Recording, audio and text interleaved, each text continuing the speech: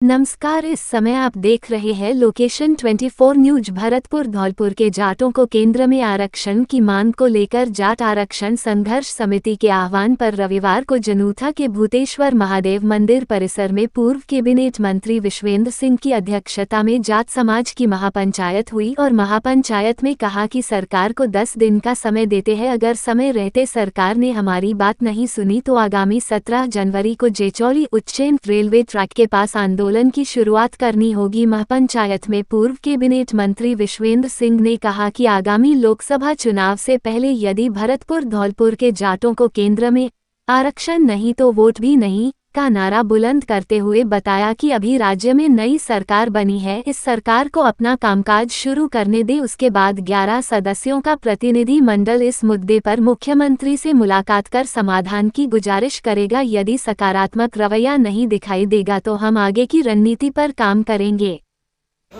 हमारे क्रांतिकारी नेता भाई नैन सिंह जी और संयोजक जाट संघर्ष समिति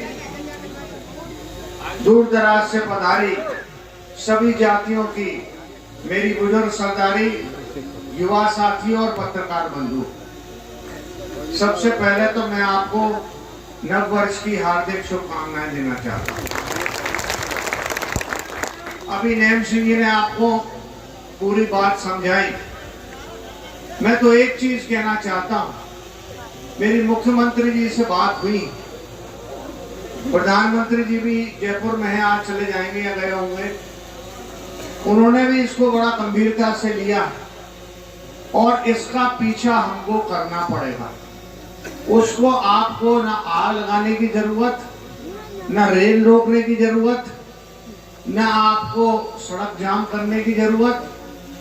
जब तक नैन सिंह और हम जैसे लोग मौजूद हैं, हम पे अब भी केस चल रहे हैं पुराने। मंत्री ले लिया 5 साल, फिर भी केस चल रहे हैं हम दोनों के ऊपर आज भी। केसों की चिंता नहीं है, पहले वार्ता से बात हुई। गुर्जर आरक्षण में पिछली सरकार में गहलोत साहब ने मेरी ड्यूटी लगाई थी, वहां हमारा ना डूंगर में, करौली में, सवाई माधोपुर के बॉर्डर पे, सवाई माधोपुर में है, बिल्कुल बॉर्डर मिला हुआ है। अरे आप या तो हल्ला मचा लो या सुन लो।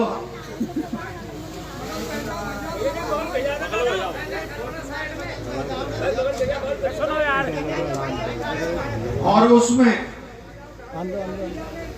ओबीसी में मांग रहे थे, हमने कहा ओबीसी से हम नहीं देंगे आपको, हम 5% एसवीसी में दे सकते हैं। 9 दिन वो चला वार्तालाप और हड़ताल, और हर चारों जो भी आंदोलन हुए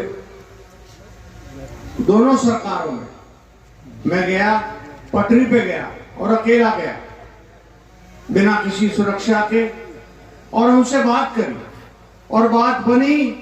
एसवीसी का आरक्षण हमने दिया राजस्थान में, जो आज तक किसी ने नहीं दिया, और केंद्र को हमने 9 शेड्यूल में उनको सिफारिश की चिट्ठी लिखी। इसके लिए भी हम पहले वार्ता करेंगे। 10-5 दिन अभी रुक जाओ, मल को महीना चल रहा है,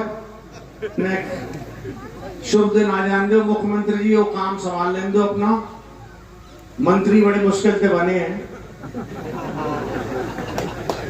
और नैन सिंह जी और हम सब लोग 11 आदमी का प्रतिनिधि मंडल मिलेगा और आपको अवगत करेगा। लेकिन आज एक चीज मुझे देखने को मिल रही है, आरक्षण चाहिए युवाओं को और बूढ़े ज्यादा बैठे हैं। पेपर है, समझ आ गए, पेपर देवे, तू गया पेपर देवे, बात नमक बनावे, पेपर है। उनको जब तक जागृति नहीं आएगी कुछ नहीं होगा। हम और आप चिल्लाते रहेंगे, कुछ नहीं होगा जब तक युवाओं को खुद ये महसूस नहीं होगा कि ये हमारी लड़ाई है। महाराजा सूरजमल, महाराजा जवाहर सिंह ने दिल्ली फतेह करी थी, आगरा फतेह किया था, तो सभी जातियों को जागृत किया था और जातियां जागृत हुई थी और उनमें युवा भी थे। सबसे ज्यादा युवाओं ने, मैंने डाला है पोस्ट पे, जाटव समाज ने हमारा समर्थन किया। अभी यहाँ बयाना महोदय, विधायक महोदय आई बताई, उनको धन्यवाद देना चाहता हूं, उन्होंने समर्थन दिया और लोगों ने समर्थन दिया। लेकिन क्या ये आरक्षण बीजेपी वालों को नहीं चाहिए? मैं पूछना चाहता हूं इस बात को। यहां से 2 जाट बीजेपी विधायक हैं, कुंवर जगत सिंह जी, उन्होंने तो मुझे फोन करके आज कहा कि नेम सिंह जी से भी कह देना, जनता से भी आप निवेदन कर देना, मेरी माता जी का कूला टूट गया है, इसलिए मैं माफी चाहता हूं हॉस्पिटल में। तो मैंने कहा आपकी माफी तो मैं मांग लूंगा, लेकिन दूसरे महाशय कहाँ हैं? डी कुमेर विधायक, युवाओं ने जिताया, कहाँ गए? आज उनको नहीं चाहिए क्या आरक्षण? युवा ने ना पैसा नहीं जिताया साहब। अरे पूछ कैसे जिताया? खावे वाले भी तुम ही रहते।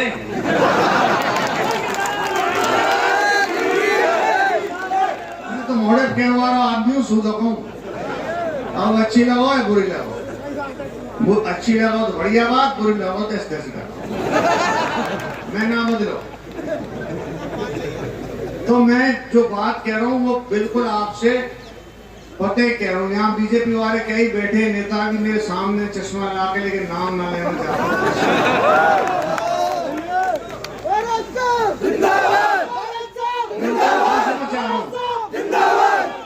और आरक्षण मिलेगा, निश्चित रूप से मिलेगा। इनको 16 लोकसभा सीट है जिन पे जाटों का असर है, और भरतपुर और धौलपुर सबसे ज्यादा जरूरी है इनके लिए। और इन सीटों के लिए आज आप लोगों को साफ प्रेस के सामने कह रहा हूं, और प्रेस इसको छापिए, एक संकल्प लीजिए, और आरक्षण नहीं देते हैं तो वोट भी नहीं मिलेगा।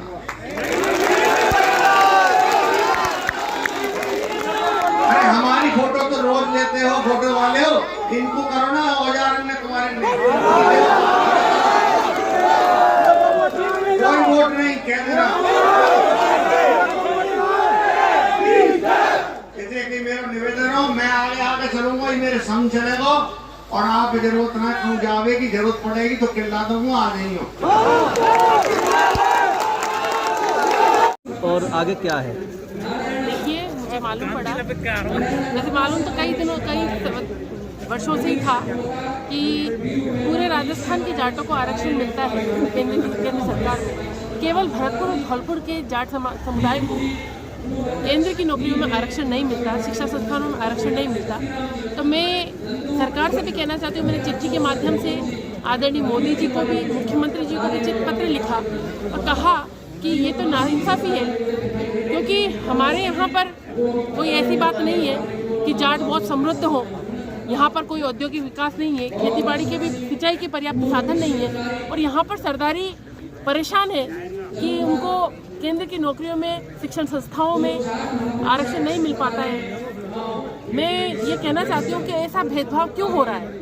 ये न्यायोचित लड़ाई है कि एक माँ का बेटा जो कहीं राजस्थान के किसी और कोने में रह रहा है उसको आरक्षण मिल रहा है, लेकिन केवल भौगोलिक दशा के आधार पर, जो भौगोलिक दशा में समझ लो आप भरतपुर और धौलपुर में रहने की वजह से उनको उसका आरक्षण का फायदा नहीं मिल पा रहा है। ये नाइंसाफ़ी है, और इस न्याय की लड़ाई में मैं जाट सरदारी का साथ देने के लिए यहाँ आई हूँ, और जब भी जाट सरदारी को मेरी आवश्यकता होगी मैं पूर्ण रूप से उनका साथ दूंगी इस लड़ाई में, क्योंकि भौगोलिक दशा के अकॉर्डिंग या भौगोलिक क्षेत्र के कारण से किसी भी समाज को आरक्षण के बेस पर अलग किया जाना गलत है।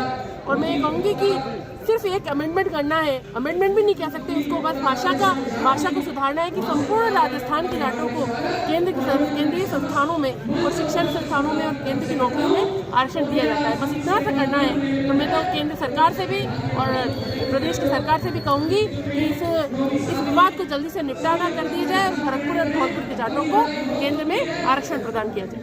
ठीक है।